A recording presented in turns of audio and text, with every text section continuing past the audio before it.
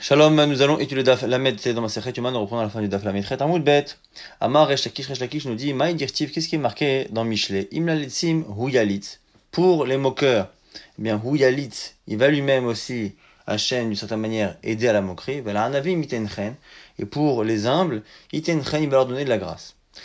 La dracha, Balitame Potrinlo, celui qui vient s'impurifier, faire des choses interdites, eh bien on lui ouvre la voie à cela. On ne l'aide pas, mais en tout cas la porte est ouverte. Balitaher, celui qui vient se purifier, par contre, Messaya Inoto, on va l'aider de manière active. Tania de Bereb Ishmael, dans le Beth Midrash de Rabbi Ishmael, on enseignait, Machal Adam Shaya Mocher Neft va Farsemon. Un exemple, imagine une personne plutôt qui vend deux choses. Neft, quelque chose qui a une très mauvaise odeur. Et à Farsemon, c'est une huile au contraire, qui est réputée pour sa bonne odeur. Alors, Balim don neft, amalo me donata leatzmecha. Quand, eh bien, il vient vendre justement le neft, il dit à l'acheteur, écoute, tiens, mesure, prends ce que tu veux, mesure ce que tu veux, et tu me paieras, parce qu'il veut éviter de toucher avec ses mains et d'avoir une mauvaise odeur. Balim don farsemon, amalo amten yashem dodaimecha, kedesh basem ani ve'ata. Par contre, quand il vend du farsemon, il dit au client, attends que je te pèse la farsemon de telle sorte à ce que nous deux profitions de l'odeur. Tana de Berbi Ishmael, Avera, metamtemet libo shel adam.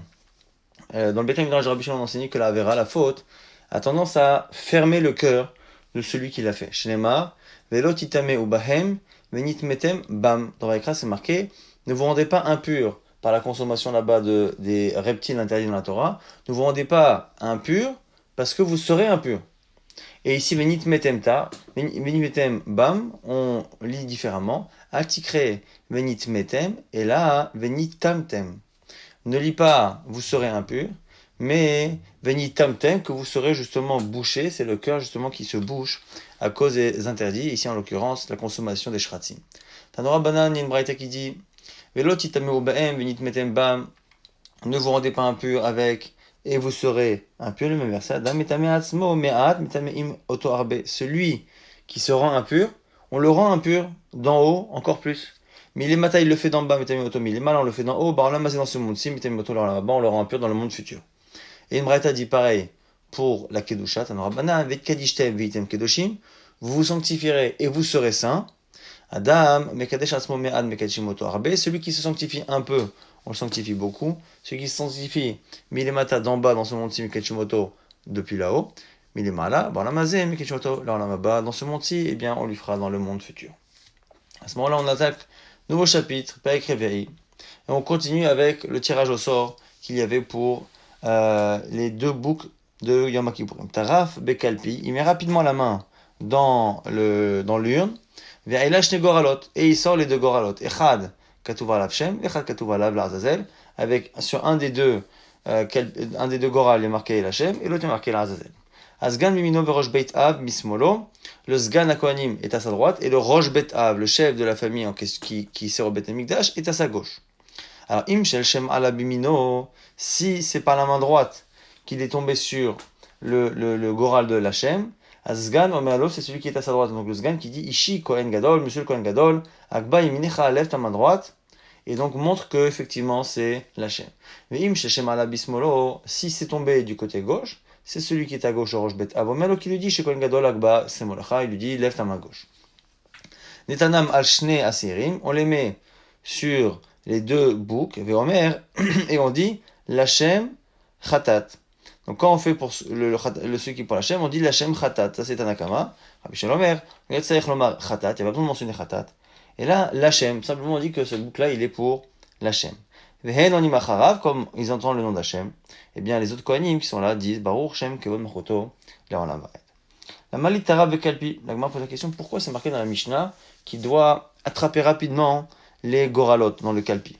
La Gemara dit Kiechid Velon et Kamen Velishkol, pour pas qu'il puisse réfléchir et essayer de préméditer, de prendre avec la main droite ou avec la main gauche tel ou tel goral, de le faire rapidement. Amar Kalpi Shel Ha'etz Haïta, Meshel Chol Haïta. Rava nous explique que l'urne était faite en bois et elle venait d'argent qui était pas de l'argent Ekdesh, mais de l'argent profane. Veina Mechazaket Ela Shti Yadaim, et elle n'avait une contenance que de quoi mettre l'équivalent de deux mains dedans. Matkif la Ravina en objecte, Ravina qui objecte, Bishlama inam chazek lashti yadaim, qui écrit de l'ikam velishkol. Je comprends qu'il n'y ait pas beaucoup de place. Pas plus que pour mettre deux mains pour qu'il justement ne puisse pas là aussi préméditer et choisir. Et là, chez le chol, Nekacha, pourquoi on utilisait de l'argent et une urne qui était chol? Pourquoi on la sanctifiait pas? m'a dit, Mken, avala, klisharet, chez la hetz. Pourquoi? Parce que si on la sanctifie, ça devient un klisharet, un keli de service. Un keli de service en bois, on ne fait pas. Klisharet, de hetz, le abdinan. m'a dit, alors quoi? On n'a qu'à la faire en argent ou en or. Nada des kesel, nada des zahav. m'a dit, non. La Torah, chassal, mamonam chez Israël. La Torah a fait attention à éviter les dépenses inutiles pour le Ham Israël. Et donc là aussi, on va pas ici rendre artificiellement ce Keli Sharet, ce qui nous obligerait à le faire en or ou en argent, ce qui obligerait le Ham Israël à payer de l'argent pour rien. Matnitin Delokai Tana. Cette Mishnah n'est pas comme le Tana suivant. Pourquoi? Titania, c'est marqué Rabbi Yuda même, Mishon Rabbi Lezer. Rabbi Yuda pense que Sgan Kohen Gadol Machnisim Yadan Bekalpi. Que le Kohen Gadol et le Sgan, chacun rentre leur main droite dans l'urne. Et chacun prend un. Kohen Gadol, si ça tombe dans la main droite donc du Kohen Gadol, l'Hachem, eh bien, Sgan Omelo Ishi Kohen Gadol, c'est là que le Sgan lui dit lève la main. Imbimino Shel Sgan, si ça tombe dans la main du Sgan, eh bien, Rosh Bet Av Omelo, la Kohen Gadol, Dabe Milach. C'est à ce moment-là que le Rosh Bet Av dit au Kohen Gadol, eh bien, écoute, dis l'Hachem, dis ce que tu as pris. Et donc, du coup, le Kohen Gadol, à ce moment-là, il a pris l'Hachem Khatat. Et donc, on voit ici que, alors que dans notre Mishnah, c'est le Kohen Gadol qui, finalement, mettait les deux mains et récupérait les deux Goralot, eh bien, selon Rabbi Yehuda, c'est finalement le Sgan et le Kohen Gadol qui mettent chacun la main droite. Et on a vu également qu'en fonction de qui récupérait le Goral, l'Hachem, eh bien, c'était soit le Sgan, soit le Rosh Betal qui disait au Kohen de s'exprimer. La Gemara se pose la question, mais Nima les Sgan. La Gemara dit, pourquoi c'est pas toujours le Sgan qui dit au Kohen de s'exprimer? La Gemara dit, Kevan de lo salik bide chal shadate. Pourquoi? Parce que comme, justement, eh bien, dans la deuxième situation, c'est pas le Kohen Gadol qui a pris le Goral Lachem, c'est l'autre. Eh bien, on veut pas que le Sgan, alors que c'est lui qui a pris Lachem, et que le Kohen, il a pris l'autre, la Azazel, on veut pas que le Kohen se sente rabaissé et se sente presque humilié par rapport au Sgan, donc c'est pas le Sgan lui-même qui veut lui dire, allez, dis à tout le monde que tu as eu Lachem Khatat. Maintenant, la Gemara se pose la question, quelle est la marloquette entre notre Tana de la Mishnah, qui pense que on utilisait les deux mains du Kohen Gadol, et Rabbi Yehuda, qui dit que c'était les mains droites du Sgan et du Kohen Gadol. Le Maïk a mis flagué, quel est le sujet de la discussion? Marsavar yemina Sgan adif mismale le Kohen Gadol, ou Marsavar qui a dadenino. Un pense que la main droite du Sgan, c'est mieux que la main gauche du Kohen Gadol, et l'autre pense que c'est pareil. Ou Man haïtana, qui pense comme ça, des paligalés de Rabbi Yehuda. C'est qui le Tana? Donc chez nous, qui pense que finalement, eh bien, la gauche du Kohen Gadol, c'est au moins aussi bien que la droite du Sgan. Rabbi Chaina Sgan HaKohanim, c'est Rabbi Chaina Sgan HaKohanim. Titania, c'est marqué en Zumarita, Rabbi Chaina Sgan HaKohanim Omer, Lama Sgan Mimino. Pourquoi, en général, le Kohen Gadol marche avec le Sgan à sa droite? Chez Imera Bopsu Be Kohen Gadol, Nichnas Sgan ou Shamesh Tartav. Pour que si le Kohen Gadol est un psoul, à ce moment-là, le Sgan, eh bien, puisse le remplacer immédiatement. Et on voit effectivement que le Sgan ne sert, selon Rabbi Hanina, qu'à remplacer le Kohen lorsque il a une impossibilité de faire. Et donc ça veut dire que sinon par ailleurs, c'est toujours mieux que ce soit le Kohen Gadol. Et donc a priori, c'est l'avis de notre Tana, qui pense que mieux vaut les deux mains, même la main gauche du Kohen Gadol, plutôt que utiliser le Sgan alors qu'on n'en a pas la nécessité. Nouvelle Braïta Tanora Banan Arba'im Shana Sheshimesh Shimon Tzadik Aya Goral Ole Biyamin. 40 années où Shimon Tzadik, à la fin du Beth Amikdash, eh bien, était Kohen Gadol, le Goral tombait toujours dans la main droite du Kohen Gadol. Ce qui était un bon siman, un bon signe. Mais quand Vela, on va expliquer plein de choses qui étaient des bons signes, non pas des miracles, mais quasiment des miracles, puisqu'en probabilité, c'était improbable que pendant 40 ans, ça tombe toujours comme ça. Après, c'était parfois à gauche, parfois à droite. Et pendant cette période aussi, il y a la chaîne chez Zéorit, Malbin, Mikan Velar, Malbin, parmi Malbin. Lorsqu'on envoyait le boucle à Azazel, on mettait un fil. Ce fil qui était coloré en rouge, eh bien, il avait tendance à se décolorer pour montrer que Kadosh Baruch Hu pardonnait les fautes du Ham Israël. Après la mort de Shimon HaTzadik, parfois il blanchissait avant, parfois non, et donc ça montrait que le miracle n'était plus d'actualité. Et pareil, dans la menorah, c'était toujours le ner maravi qui restait allumé en dernier. Mikan velar, pamim dolek, pamim kabé. Et après cette période-là, parfois oui, parfois non. Voyez, Esh el maracha mitgaber velo yukohanim tzrichim lavia etzim maracha chut mishnek etzim.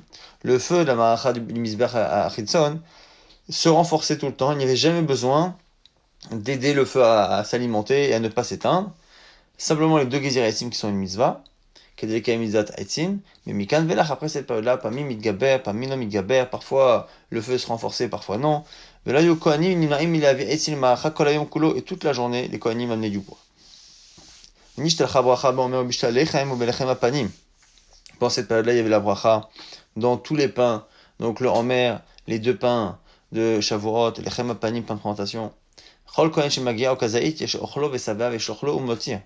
Chaque Kohen prenait un kazaït et ils étaient soit rassasiés, soit ils en avaient trop. C'était ça la bracha. Après cela, une sorte de malédiction a touché ces offrandes-là. Chacun ne recevait qu'une quantité toute petite, comme une fève. Les gens qui étaient tzadikim, qui étaient un peu discrets, pudiques comme ça, eh bien, ne demandaient même pas à avoir un morceau, pour pas prendre aux autres, et en plus ils savaient que dans tous les cas ils seraient pas rassasiés. Et les affamés, les gloutons, prenaient. Et un jour, on raconte qu'un Kohen a pris sa part et la part d'un autre, et on l'a appelé toute sa vie Ben Khamtsan Adayom Moto, le fils du voleur, fils de voleur, donc un voleur, jusqu'à la fin de sa mort. Alors la Gemara fait une petite aparté pour expliquer la notion, le mot de Khamtsan, l'origine de ce mot-là. Maraba Baravshi, la Maïkra, de quel verset? Elohai paleteni miyad racha. Marqué là-bas dans Télim, Hashem, sauve-moi du rachat, du mauvais, mikaf me'avel vechometz. Sauve-moi de la main, de la paume, de celui qui trompe, vechometz, et qui vole. Donc chometz, c'est un voleur, Khamtsan. Rava propose un autre verset, Amar meacha, limdu hetev, dirshu mishpat, asheru chamotz. Apprenez bien, dirshu mishpat, cherchez la justice, asheru chamotz. Et aidez, rendez heureux et aidez, chamotz, celui qui a été volé. Asheru chamotz, ve'alte asheru chometz. N'oubliez pas d'aider celui qui est volé, mais pas à l'inverse, d'aider le voleur. Tanoura banan al-baita, ota shana shemet bat Shimon HaTzadik, amar lahem. L'année où Shimon HaTzadik est mort, il leur a dit, beshana zo umet.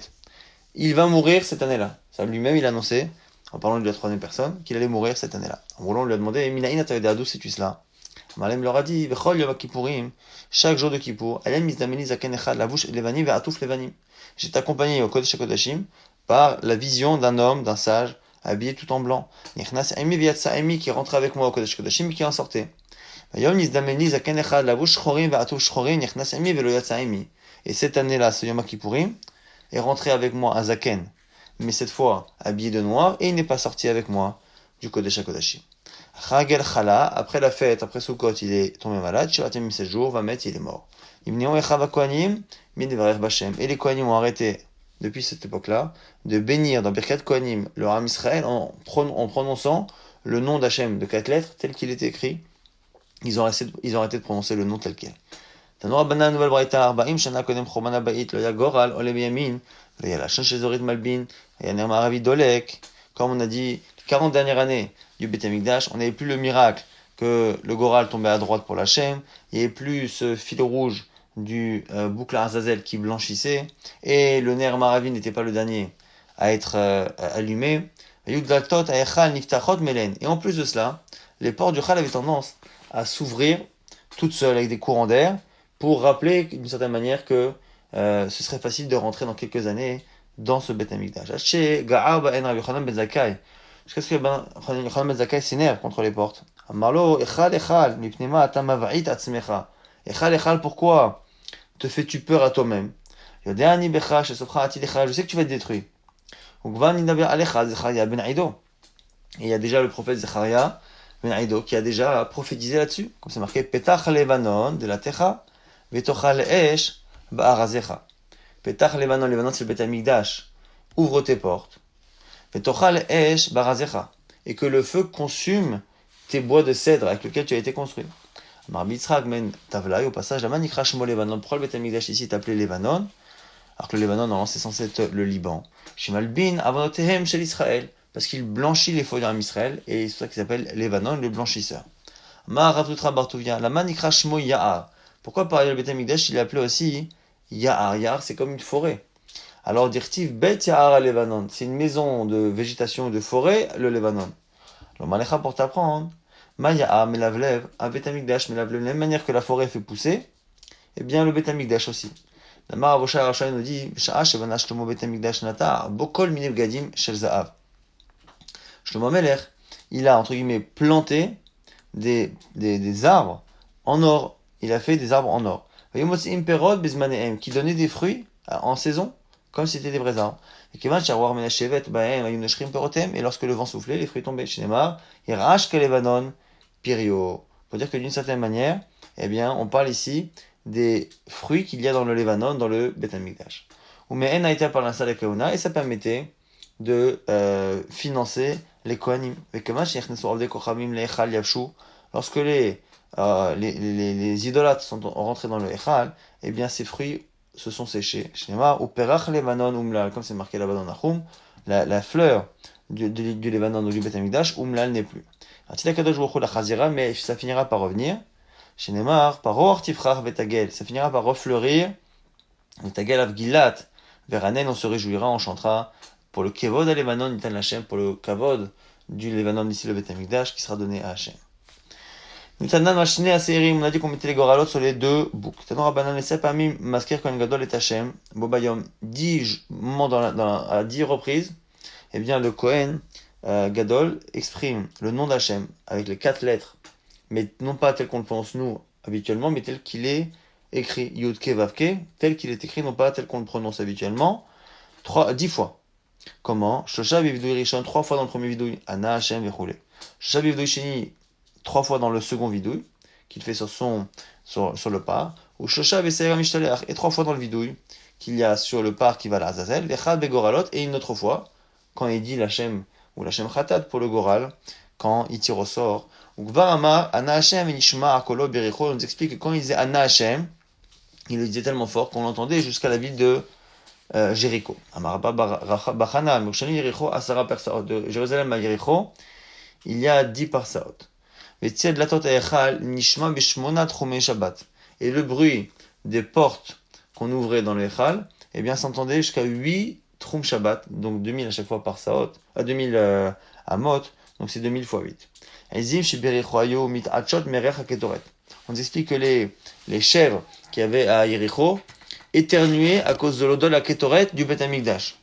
Les femmes de Jéricho n'avaient pas besoin de se parfumer tellement elles profitaient des parfums de la Ketoret, Merech Ketoret. Kala Sheoshaim Enat Tzricha Likashet, et une Kala qui se parfume encore plus, elle, quand elle était à Jérusalem, eh bien, elle n'avait pas besoin de se parfumer Merech Ketoret grâce à la Ketoret. Amar Rabbi Lazar ben Diglai, Zimayula ba Barem Michva Vemit Achot Merech Ketoret, et il confirme, ce Rabbi Lazar ben Diglai, que son père avait des chèvres qui éternuaient à cause de Rach Ketoret, jusqu'à un endroit qu'on appelle Arem Michva. Amar Rabbi Chia bar Avinamar Rabbi Yoshua ben Kocha, un jour un sage m'a raconté, par Machat alarti les Shiloh, un jour je suis allé à Shiloh, là où il y avait un des Mishkan avant le Beth Amikdash, et j'ai senti dans les murs l'odeur encore de la Ketoret.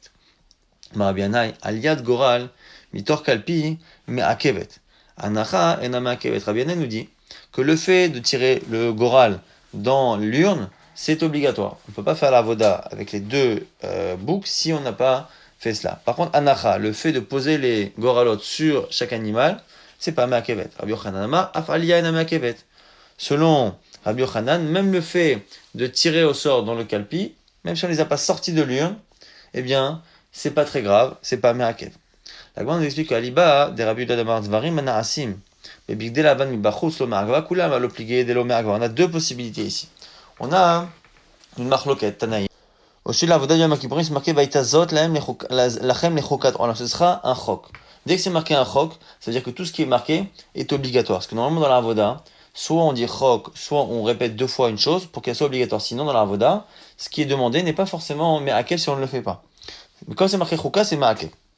La marloquette entre Rabbi Yuda et Rabbi Nechemia, c'est est-ce que c'est valable pour toute la avoda de Yom Kippourim qui se fait avec les habits blancs, ou est-ce que c'est que les habits, ce qui se fait avec les habits blancs dans le Kodesh à Kodashim. Selon Rabbi Yehuda, que ce qui est dans le Kodesh HaKodashim. Donc selon Rabbi Yehuda, qui pense que tout ce qui est fait avec l'habit de Kippour, mais qui n'est pas dans le Kodesh Kodashim, c'est pas obligatoire. Il n'y aurait pas de discussion. Selon Rabbi Yehuda, eh bien, il n'y aurait pas l'avis de Rabbi Yochanan de Rabbi Yana. Ça n'existe pas. Ça ne commence même pas. Selon tout le monde, ce serait pas Ma'akev. Qui pliait l'ibad de Rabbi Nechemia. Donc on propose de dire que la marque Rabbi Yana et Rabbi Yochanan ne peut se placer que selon Rabbi Nechemia, qui pense que tout ce qui se fait en habit blanc, c'est Ma'akev le jour de Yom Kippourim. Mais la question est, est-ce que jusqu'à la prise du Goral ou pas?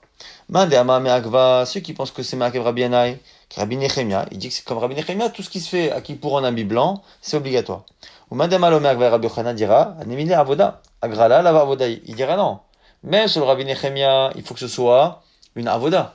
Si c'est même pas une Avoda, c'est un tirage au sort, c'est sûr que ça rentre pas dans Chokat Olam.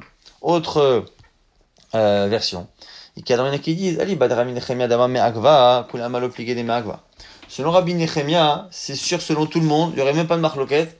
Selon Rabbi Yanaï, selon Rabbi Yochanan, si on tenait comme Rabbi Nechemia, ce serait Me'akev. Mais au contraire, la marloquette est sur l'autre avis, qui pliait les des Rabbi Yehuda. Selon Rabbi Yehuda, qui dit que c'est que ce qu'il y a dans Kodesh Kodashim, Madame Alo Me'agva, Madame Me'agva. Donc celui qui dit que c'est pas Me'akev, c'est que Rabbi Yehuda Opshat. Madame Me'agva, celui qui dit que c'est Me'akev. Eh bien, il dit Shane Acha, Detana Bekra, Asher Allah. Très hymné. Pourquoi ce serait exceptionnel? Même Rabbi Yehuda qui pense qu'il n'y a que la avoda à l'intérieur du Kodesh Kodashim qui est obligatoire, et pas ce qui est à l'extérieur, il serait, ici on pourrait dire éventuellement que on est d'accord, eh bien là il dirait que là c'est Ma'akev, parce que c'est marqué à deux reprises, le Goral, Asher Allah, le Goral qu'on a fait monter, qu'on a tiré ou qu'on a tiré, le fait d'avoir répété deux fois, c'est pour montrer que c'est obligatoire. On objecte sur le deuxième pirouche, selon Rabbi Yana, métivé. C'est marqué mitzvah lehagril. C'est une mitzvah de tir au sort. Ve'im lo higril kasher. Et sinon, c'est kasher. Donc on voit que Bedia Avad, non.